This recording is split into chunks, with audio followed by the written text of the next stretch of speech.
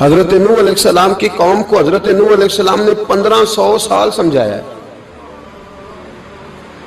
15 کچھ لوگوں نے 950 سال لکھا ہے نا، اعلیٰ حضرت نے لکھا 1500 سال عمر ہوئی حضرت نوح علیہ السلام.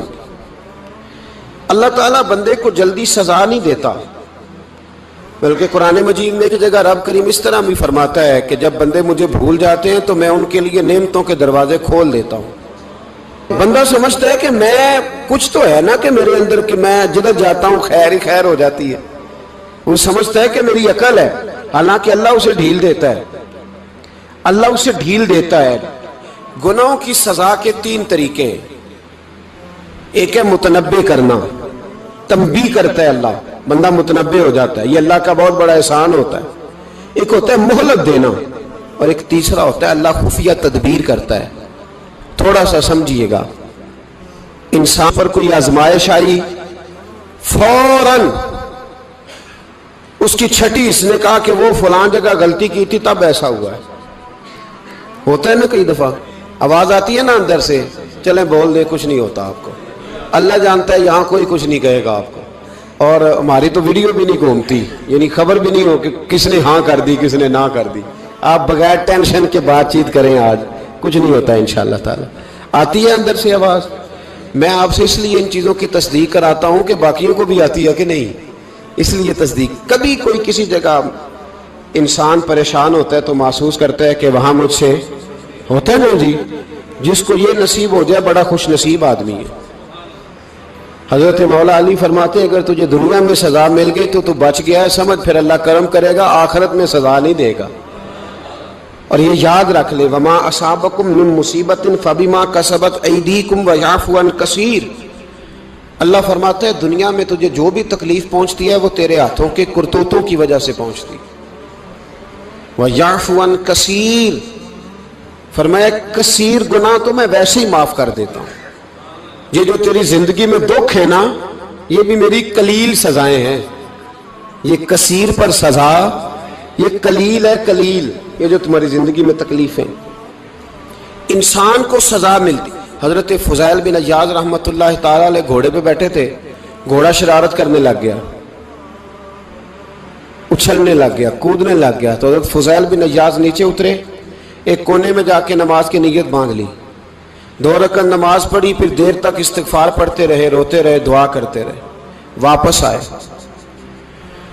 خادم عرض کرنے لگے حضور سمجھ نہیں آئی، گھوڑے نے تھوڑی سی شرارت کی، وہ بدکا ہے، آپ نے اس کو چھوڑا ہے اور چھوڑ کر کے آپ نماز میں لگ گئے. تو حضرت فضیل بن عیاض فرمانے لگے جب بندہ اللہ کی نافرمانی کرتا ہے نا تو جو چیزیں اس کی فرما بردار ہوتی ہیں وہ اس کی نافرمانی کرنے لگ جاتی. تو مجھے محسوس ہوا تھا کہ میں نے کہیں اللہ کی نافرمانی کی ہے، اس لیے ایسا ہوا ہے کہ میرے گھوڑے نے میری، تو میں توبہ کرنے لگا ہوں. اور اب دیکھتا ہوں بیٹھ کے بھلا کیا ہوتا ہے. میں نے سچی توبہ، حالانکہ مجھے یاد نہیں کہ میں کہاں بولا، پر کھری اور سچی توبہ کی. دوبارہ گھوڑے پہ بیٹھے تو گھوڑا بالکل صحیح ہو کے ساتھ چلنے لگ گیا. میرے بھائی جب یہ تنبیہ ہے اللہ کی طرف سے، یہ متنبع کیا جاتا ہے کہ تو بعد آ جا.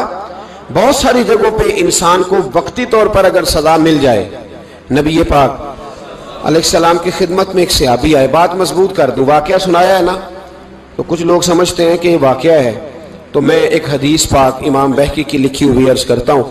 نبی پاک علیہ السلام کے ایک صحابی آئے اور ان کا سر پھٹا ہوا تھا، خون بہ رہا تھا. سرکار نے فرمایا کیا ہوا؟ عرض کی حضور ایک عورت جا رہی تھی، میری نظر پڑی، ابھی نظر پڑی ہے کہ میرے آگے ستون آ گیا تو میرے سر پہ لگ گیا. نبی پاک صلی اللہ علیہ وسلم نے فرمایا تیرے لیے خوشخبری ہے، اگر دنیا میں تیری غلطی کی تجھے سزا ملی ہے تو پھر رب تجھے قیامت میں سزا نہیں دے گا. پھر اللہ قیامت میں سزا، بعض گناہ ایسے ہیں جن کی یہاں بھی سزا ملے گی اور وہاں بھی ملے، لیکن میرے بھائی پہلی بات یہ ہے کہ اللہ تعالیٰ اس غلطی کی یہی سزا دے لے اور دعا فرمائے اللہ تبارک و تعالیٰ یہاں بھی معافی عطا فرمائے وہاں بھی معافی عطا فرمائے، اللہ درگزر ہی فرمائے. لیکن میرے بھائی ایک تو یہ سزا، ایک سزا یہ ہوتی ہے کہ انسان جب گناہ کرنے لگتا ہے تو اللہ نعمتوں کے دروازے کھولتا ہے، مہلت دیتا ہے. 500 سال تک فرعون کو مہلت دی. کتنے؟ یہاں جو 5 سال حکومت کر لیتا ہے وہ کہتا ہے سب سے قابل میں ہی ہوں، مجھے مہلت جو ملی ہوئی ہے، 500 سال مہلت دی اللہ تعالیٰ نے. اور فرعون کی قوم پر پتہ عذاب کس طرح کے آئے تھے؟ ٹڈیاں مسلط کر دی اللہ نے.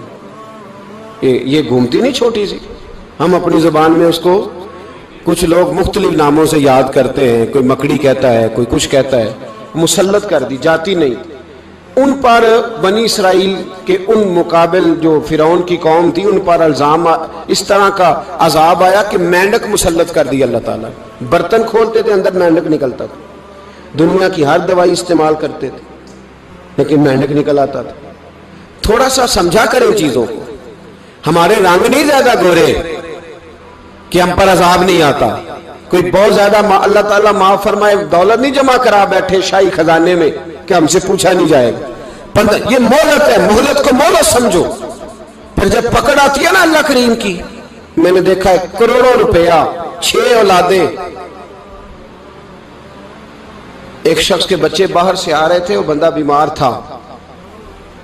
مجھے کہنے لگا حضرت جی دعا کریں میں ان کے آنے سے پہلے مر جاؤں ورنہ آ کے مجھے مار دیں گے. دعا کریں. اتنی بے سکونی، کروڑوں روپیہ پڑا ہے تو یہ عذاب نہیں؟ کوئی ضروری ہے کہ پتھر ہی برسیں گے تو سمجھ آئے گی؟ یہ جو سگا بیٹا بوڑھے باپ کے قریب سے گزر جاتا ہے سلام نہیں لیتا تو اس کو عذاب نہیں سمجھتے؟ یہ جو امت کی بیٹیاں، امت کی بچیاں، ہماری بچیاں ایک سال کے اندر 75,000 ہزار بچی ایک ڈویژن سے بھاگ کے شادی کر رہی ہے اور ایک صوبے سے. تو اس کو آپ اللہ کا عذاب نہیں سمجھتے؟ یہ معمولی بات ہے. نہیں ہمارے رنگ ہو رہے ہیں، ہم بڑے سمارٹ ہیں. 1500 سال مہلت دی نوح علیہ السلام کی قوم کو. کتنے سال؟ بول کے بتائیے، بول کے دوبارہ بولیے. 1500 سال. کوئی آدمی اپنی سمارٹنس پہ خوش نہ ہو جائے کہ 20 سال ہو گئے میں تو نافرمانی بھی کر رہا ہوں، روٹی بھی پک رہی ہے، میں تو حرام بھی کھا رہا ہوں، پھر بھی سب ٹھیک ہے. 1500 سال مہلت دی. پھر حضرت نوح کہنے لگے اللہ میں نے تو بڑا سمجھایا نہیں باز آتے. تو رب کریم نے فرمایا کشتی بناؤ. اللہ کے پیغمبر کشتی بنانے لگے تو قوم مذاق اڑانے لگ گئی. اب کیا کرنے لگے ہو؟ اب کشتی بنانے لگے ہو، خیر تو ہے، قوم مذاق اڑا رہی ہے. حضرت نوح علیہ السلام کا آپ نے کشتی بنائی. پانی کہاں سے نکلا؟ نہ بارشیں ہوئی نہ سیلاب آئے. ایک تندور تھا اس کے اندر سے پانی نکلنا شروع ہو گیا.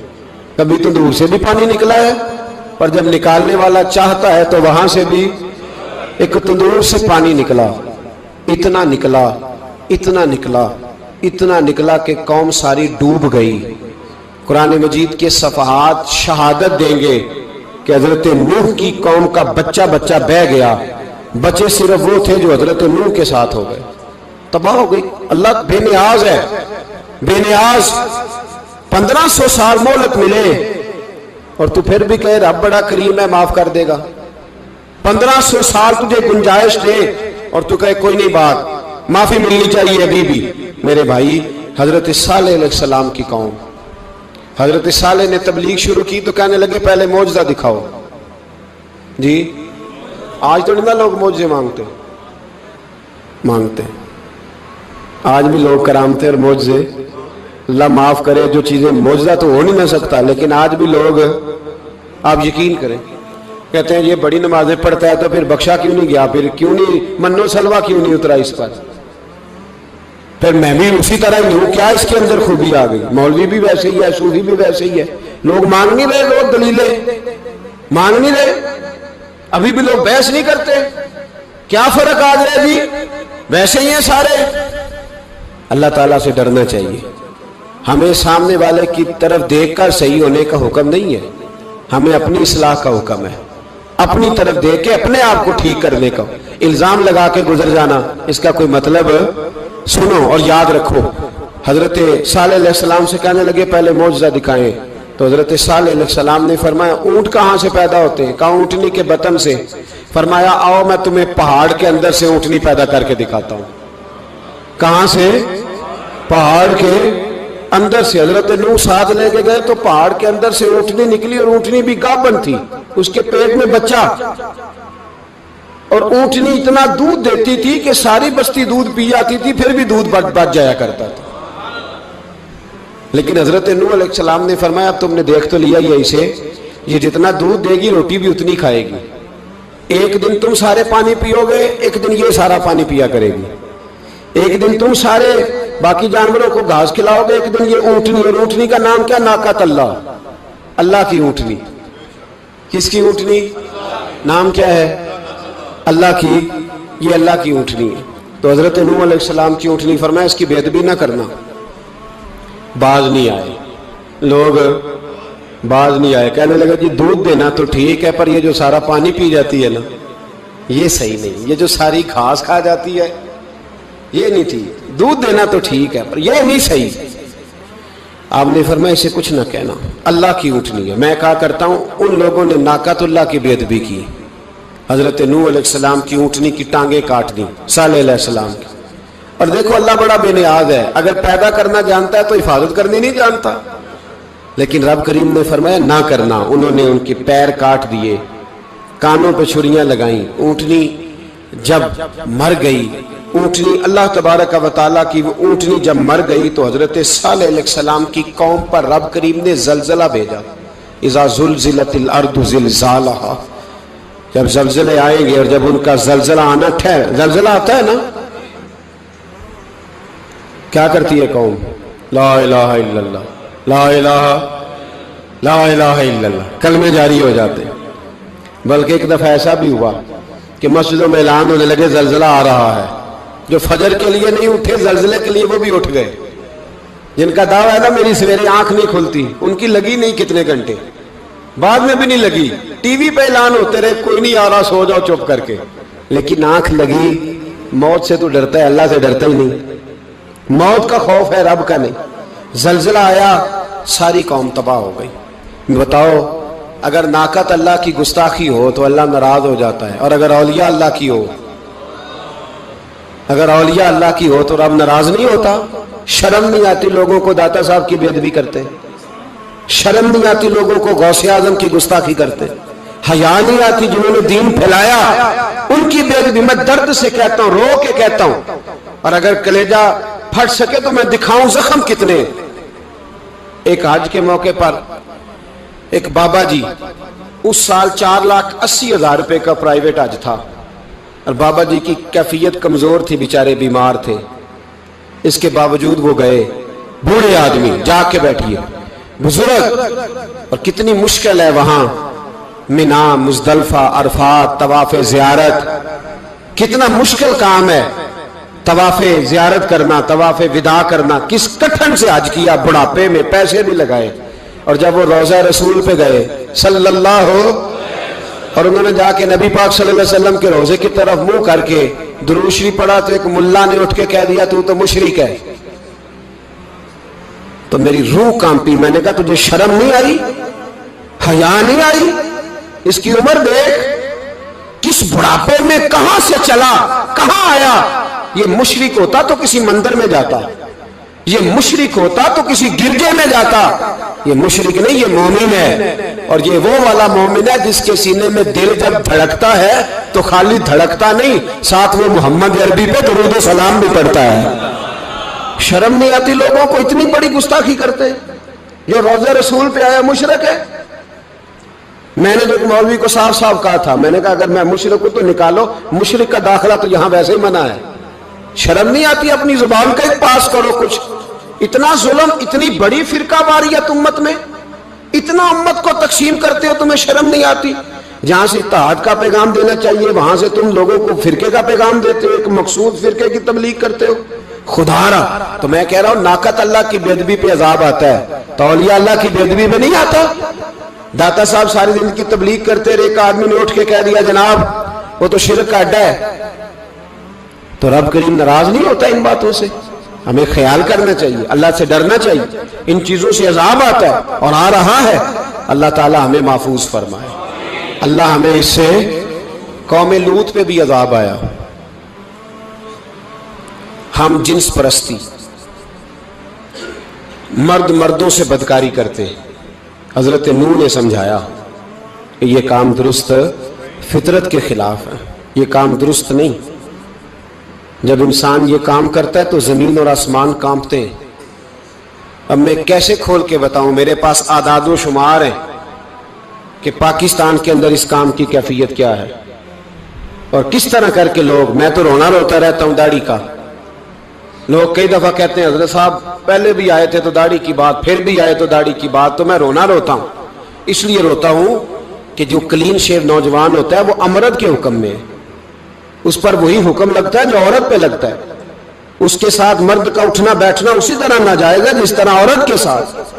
حضرت جنید بغدادی رحمت اللہ تعالی علیہ کے سامنے ایک شخص نے کہا وہ کتنا خوبصورت نوجوان جا رہا ہے، تو آپ فرمانے لگے تو حافظ قرآن نہیں؟ کہا ہاں۔ فرمانے لگے جا اپنے حفظ کی خیر بنا۔ وہ شخص کہتا ہے میں نے اس بغیر داڑھی والے کلین شیو نوجوان کو بری نظر سے دیکھا، مجھے قرآن پاک ہی بھول گیا، سارا قرآن پاک بھول۔ اور کتنے سال میں دعائیں کرتا رہا، بیت اللہ کے طواف کرتا رہا، میں یاد بھی کرتا تو نہیں ہوتا۔ کیسے اب تو ہمارا نعت کہاں بیوٹی پارلر سے ہو کے آتا ہے، ہم کسی اور کو کیا پیغام دیں؟ وہ پیغام، وہ نظام، وہ طریقہ کار جس کا حکم تھا شریعت میں، قوم لوط پر عذاب آیا۔ صحیح بیٹھتے ہوں گے بچے جو موٹر سائیکلوں پہ بیٹھتے ہیں، میں نے گجرانوالہ کی سڑکوں پہ بچوں کو، نوجوانوں کو جو تماشے کرتے سر عام دیکھا ہے تو مجھے ڈر لگتا ہے، اور کوئی روکنے والا نہیں، شغل ہو رہا ہے، ہنس رہے ہیں، اور سامنے عورتیں بھی ہیں، سب ہو رہا ہے۔ کتنی تکلیف کی بات۔ حضرت نوح کی قوم یہ کام کرتی تھی، قرآن پاک نے بیان کیا ہے۔ حضرت نوح نے سمجھایا، فرمایا رب کریم نے تمہیں اپنی خواہش پوری کرنے کے لیے جائز طریقہ عطا فرمایا، عورتوں سے نکاح کرو، اور اس نکاح کی برکت سے جو اللہ تمہیں اولاد دے گا اس کو اللہ تبارک و تعالیٰ تمہارے لیے باعث بخشش بھی فرمائے گا۔ لیکن جب قوم نہ مانی تو جو قوم میں لوط کا عمل کرے اس کا علاج قرآن نے بیان فرمایا کہ آسمان سے پتھر برسیں گے، پھر پتھر برسے، اور جن کے بڑے بڑے اچھے دماغ تھے ان کے دماغ چکنا چور کر دیے گئے، تباہ کر دیے گئے، ان کے دماغ زمین پر بچھاڑ دیا گیا۔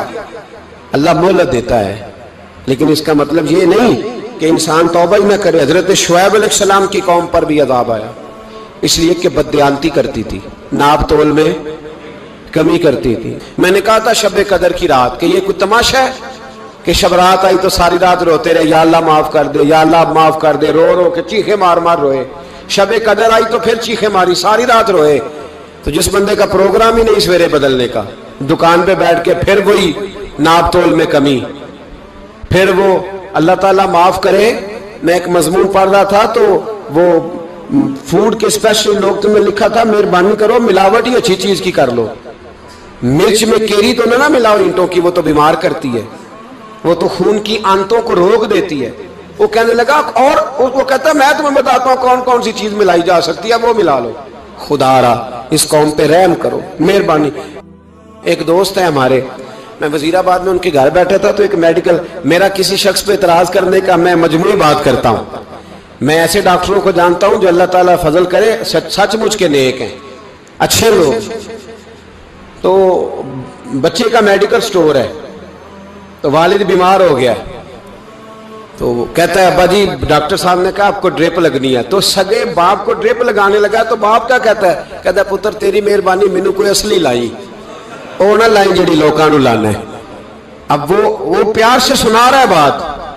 میں نے اسے کہا کہ یہ تو ڈوب مرنے کا مقام ہے نا، ڈوب مرنے کا مقام، کہ جس ملک کے اندر دوائی بھی صحیح نہ بکے، اصلی نہ ملے دوائی بھی، اور پھر وہ قوم کہے کہ ہم نے تو پورے روزے رکھے، ہم نے تو بڑا صدقہ اور خیرات کیا، دوائی بھی اثر نہ ملے۔ جناب شعیب علیہ السلام کی قوم ناپ تول میں کمی کرتی تھی، تو اللہ تبارک و تعالیٰ نے ان پر بتا عذاب کس طرح کا بھیجا، شدید گرمی ہوئی۔ اللہ ہمیں محفوظ فرمائے، سارے آمین کہہ دیا۔ دیکھیں کتنا اچھا موسم کر دیا رب کریم، اللہ ہمیں محفوظ فرمائے، اللہ رحمت فرمائے۔ شدید گرمی کی لہر آئی، باہر اتنی گرمی ہوئی کہ لوگ اپنے گھروں میں گھس گئے۔ جس طرح سورج کی شعائیں گھروں کے اندر داخل ہو جاتی ہے، اس طرح گرمی کی لہر اندر داخل ہوئی، اور جس طرح کسی کو آگ لگ جائے تو وہ آدمی اچھلتا کودتا ہے نا، اس طرح یہ لوگ اچھلنے لگے اور اچھل کود کے مر گئے۔ جرم کیا تھا؟ ناپ تول میں کمی کرتے۔ حضرت داؤد کی قوم بھی تباہ ہوئی۔ جرم کیا تھا؟ ہفتے والے دن مچھلیاں نہیں پکڑنی تو یہ پکڑتے تھے۔ حکم ہے نا مسلمان کو نماز کے ٹائم کوئی اور کام نہیں کرنا، نماز پڑھنی ہے۔ میرا خیال ہے مسلمان تو فٹافٹ آ جاتے ہیں، سارے ہی پہنچ جاتے ہیں نا مسجدوں میں۔ ہلکا ہلکا بول رہے ہیں آپ، کیوں نہیں پہنچتے؟ اگر حضرت سیدنا، اور پتہ انہیں سزا کیا ملی؟ اللہ نے فرمایا اس ٹائم عبادت کرنی ہے، کام نہیں کرنا، وقت نہیں ہے کام کا۔ انہوں نے مچھلیاں پکڑی، 12,000 لوگ تھے۔ پتہ ہے مالک نے سزا کیا دی؟ بندر بنا دیا اللہ کریم۔ قرآن مجید کا پہلا سپارہ پڑھے، فَجَعَلْنَاهَا نَكَالًا لِمَا بَيْنَ يَدَيْهَا وَمَا خَلْفَهَا۔ اللہ فرماتے ہیں پچھلوں کے لیے بھی عبرت بنا دیا، بعد والوں کے لیے بھی عبرت، نشان عبرت بنا دیا۔ بندر بن گئے،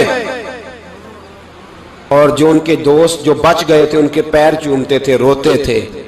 3 دن بندر بن کے زندہ رہے۔